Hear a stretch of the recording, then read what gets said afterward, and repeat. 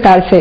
कृषि मंत्री बन्ना गुप्ता ने कहा कि 21 अक्टूबर को कृषि मेला का उद्घाटन गोपाल मैदान में होगा, जबकि 22 अक्टूबर को वालीगुमा में पावर ग्रिड का उद्घाटन संभवतः मुख्यमंत्री करेंगे। कृषि मंत्री बन्ना गुप्ता ने कहा कि कृषि मेला की 21 अक्टूबर को शुरुआत गोपाल मैदान में होगी, जबकि वालीगुमा पावर ग्रिड का उद्घाटन संभवतः मुख्यमंत्री हेमंत सोरेन 22 अक्टूबर को करेंगे। कृषि मेला में भूमि की उर्वरा शक्ति बढ़ाने और उन्नत कृषि की जानकारी किसानों को दी जाएगी। वे कदमा में पत्रकारों से बातचीत कर रहे थे। 21 तारीख को कृषि मेला का आयोजन किया जा रहा है ताकि जमशेदपुर के लोगों को भी और अगल बगल का जो हमारा परिवेश है उसके कृषक को सशक्तिकरण के लिए, मजबूती के लिए और नई तकनीक को कैसे अपना सकते हैं और कैसे हम कंपोस्ट वगैरह का प्रचलन कर सकते हैं, कैसे हम जमीन की उर्वरा शक्ति बढ़ा सकते हैं, कैसे हम कम से कम कीटनाशक का प्रयोग करके ज्यादा से ज्यादा फल फूल अर्जित कर सकते हैं, अन्न अर्जित कर सकते हैं। ये सारी चीजों के लिए कृषि मेला का आयोजन किया जा रहा है 21 तारीख 22 को। और ओपनिंग में कौन कौन आ रहे हैं? 22 में पावर ग्रिड के ओपनिंग में हम लोग कोशिश करेंगे कि माननीय मुख्यमंत्री भी आए, राजेंद्र सिंह भी आए और हम भी रहेंगे। हम लोग जो है गठबंधन की सरकार नहीं चलानी है। आज गठबंधन की सरकार बना रहे हैं महाराष्ट्र में। इनको कहाँ मेजोरिटी है महाराष्ट्र में? मतलब झारखंड में देखने को मिलेगा नहीं। अब तो समय आ रहा है तो पता चलेगा। मंत्री जी, आपके स्तर से जमशेदपुर में ग्रामीण एसपी का भी नया पद सृजित किया गया था, पर्पज था कि लॉ एंड ऑर्डर को रूरल अलग संभाले। अभी क्या लगता है कि 3 एसपी होने के बाद भी जो क्राइम कंट्रोल नहीं हो रहा है? इसका एक बेसिक रीजन भी है। जब आप पूछ रहे हैं तो इसमें हम बताना चाह रहे हैं कि पुलिस में इन लोगों को इन्वेस्टिगेशन के पार्ट को अलग करना चाहिए और लॉ एंड ऑर्डर को अलग करना चाहिए। और जब तक दोनों का डिवीजन नहीं होगा, लॉ एंड ऑर्डर और इन्वेस्टिगेशन का डिवीजन अलग करके काम नहीं होगा, क्योंकि जो अफसर है उसी को लॉ एंड ऑर्डर भी मेंटेन करना है, उसी को इन्वेस्टिगेशन भी करना है। तो हमारा ये कहना है कि बड़े मोटे मोटे ग्रंथ बनाकर, चाहे कोई भी हो, बना नहीं होगा, उसको कम लिखना चाहिए लेकिन सटीक लिखना, अच्छे गवाहों को पुटअप करना चाहिए ताकि केस मजबूत अनुसंधान होगा तो केस जो है ट्रायल में मजबूती से होगा। लेकिन चूंकि इन्वेस्टिगेशन और दोनों अलग नहीं है इसलिए ये लेट। और दूसरा जो है रिक्त पद जो खाली है वो रिक्त पद को भी भरने की जरूरत है। और डिमना रोड स्थित शिवास कॉलोनी में बीती रात आर.के. सिन्हा के बंद पड़े आवास पर चोरों ने हाथ साफ कर दिया। मकान मालिक परिवार सहित बाहर थे।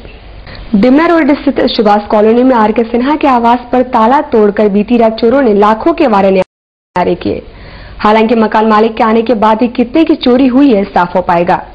श्री सिन्हा के भाड़ेदार ने सुबह घर का ताला टूटा पाया तो उन्हें सभी को खबर किया। आवाज आया तो उधर से देखे थे गेट खुला हुआ था, फिर उसके यहाँ फोन किए सिन्हा जी के यहाँ। उसके बाद हम लोग बाहर क्या आपने क्या देखा कि ताला सब टूटा हुआ था? हाँ, थे पुलिस आई 6 बजे।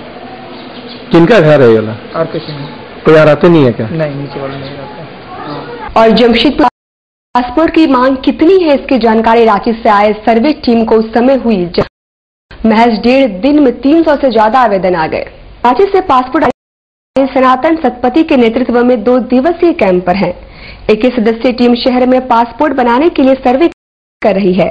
महज 2 दिनों भीतर शहर के विभिन्न क्षेत्रों से 300 से ज्यादा लोगों ने पासपोर्ट किए, जो इन अधिकारियों की उम्मीदों से कहीं ज्यादा है।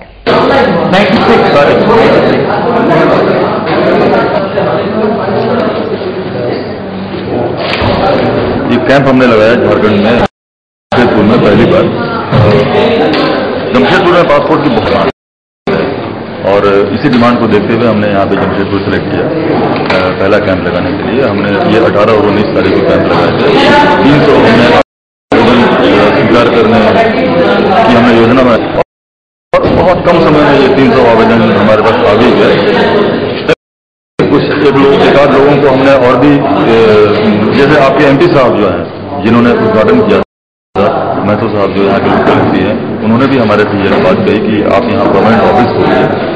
तो अपने स्तर पर भी मंत्रालय को चिट्ठी लिखेंगे कि यहाँ पे एक परमानेंट ऑफिस खोलने की उन्होंने बात कही।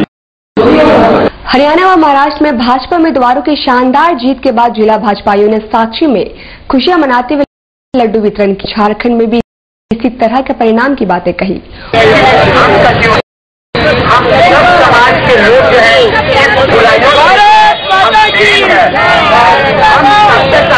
150 दिन के शासन हो जाने के बावजूद काला धन वापसी पर चुप्पी साधने वाले भाजपा पर भड़ास निकालते हुए कांग्रेसियों ने मंत्री और बाबा रामदेव का पुतला फूका।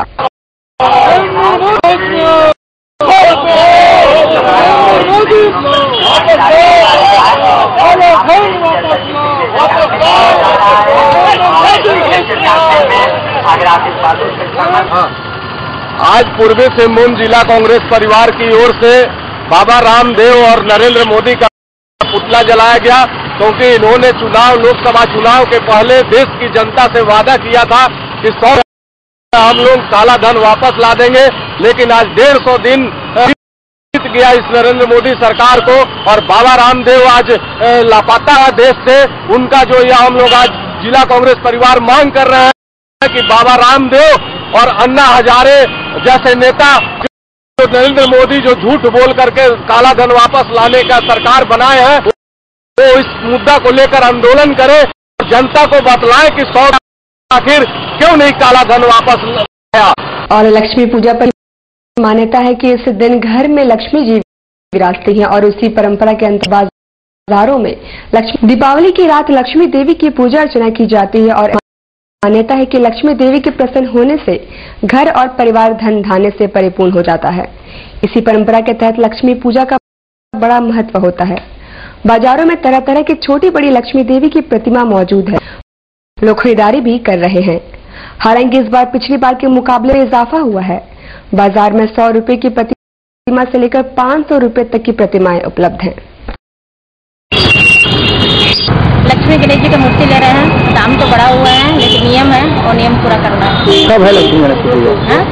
देखो है धन सकता है इसे और इसीलिए ले रहा है। महंगा मिल रहा है, महंगाई का असर मूर्ति पर जिसका मतलब हो सकता है। क्या कर सकता है आदमी? क्या करे? अब पैसा नहीं रहे आदमी के पास तो मूर्ति फोटो लगा के पूजा करेगा भैया। और क्या? कहाँ से आ रहा है? कलकत्ता से। कितना तक का है मूर्ति? तो 10 रुपया से 100 रुपये तक का है, 200 तक का है, मैंने ज्यादा से ज्यादा 200 250 तक 300। अलविदा कहिए बात। अलविदा करें हम